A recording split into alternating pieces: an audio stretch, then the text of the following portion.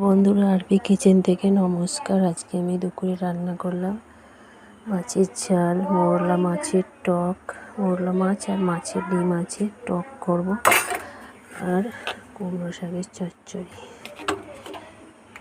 মাছগুলো প্রথমে ভেজে নেব।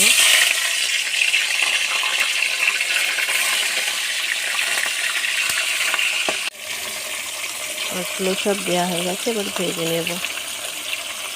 ডিমটা অল্প করে বেসন দিয়ে একটু পরিমাণ মতো নুন, একটু সামান্য হলুদ দিয়ে বেসনটাকে ভালো করে মেখে নেব।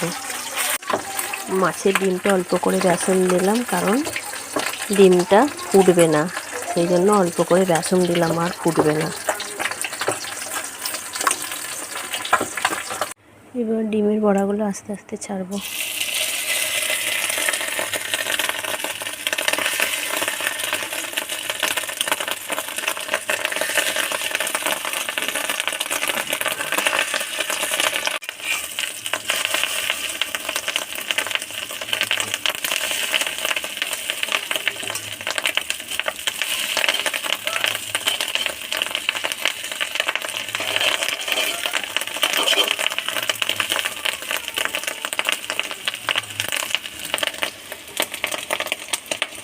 মাছের ঝাল হয়ে গেছে, এবার ডিমের টক করবো, মাছের ডিমের টক।